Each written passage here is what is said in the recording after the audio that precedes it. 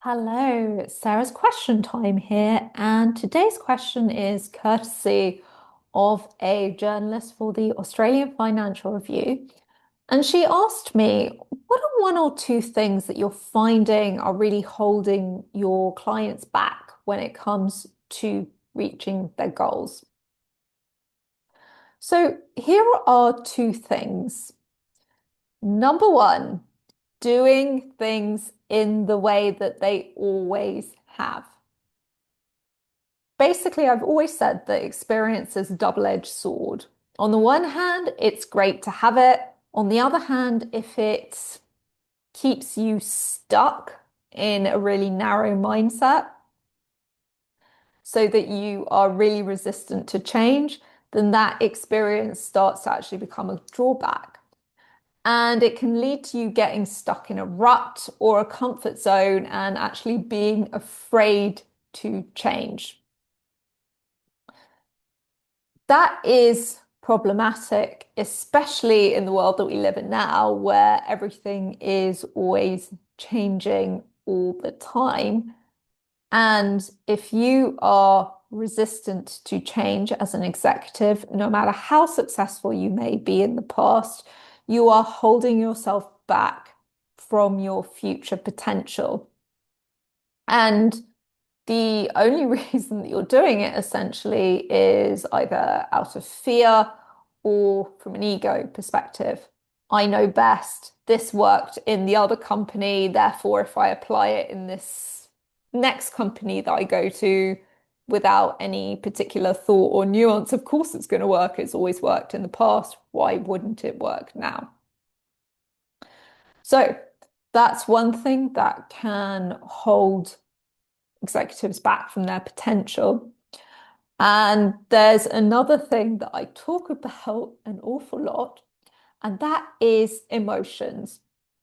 So my clients often say to me, Sarah, I'm just not an emotional person. And that may look like it's true. So they are not walking around crying or having angry outbursts. Well, some of my clients might. But for the most part, they're not going around doing that. But whether you are externalizing your emotions or not, we are all walking around emotionally triggered a lot of the time. Most of us are even waking up in some kind of emotional state. And the problem is that if you deny emotions, if you suppress emotions, they will come back to bite you. So they will come through in your communications with other people, whether you are aware of it or not, because we're all picking up on these subtle cues and energies from other people that come across in multiple ways, including verbal and non-verbal communication. So if you do not have awareness around your emotions and you don't know how to regulate them quickly, so that you can be as neutral as possible at work, it will impact your rationality because if you are emotionally triggered, the prefrontal cortex, which is where rational decisions and analysis come from, is impaired.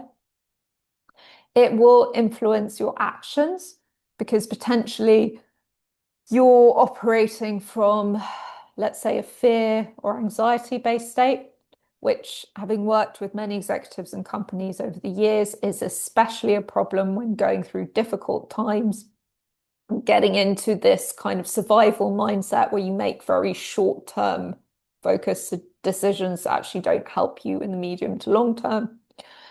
And if you are unemotionally regulated, it will also impact how other people perceive you and therefore limit your outcomes.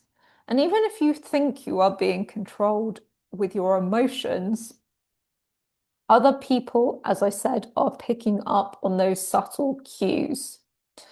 So I I am not exaggerating when I say some emotional regulation work implemented in little steps every day is a game changer very very quickly. So usually within 1 to 2 months, people are seeing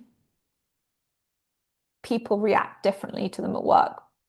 One such example of this is one of my clients, who is an ED at one of the big four consulting firms, was passed over for partnership promotion. Started working with me, worked on his emotional regulation.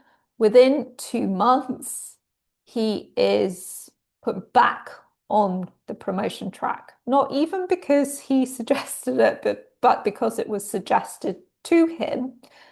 And actually, ironically, he's not even that bothered about it anymore, which is actually feeding into this whole thing more and making it more likely that he is going to get it because he's not attached and needy about the outcome.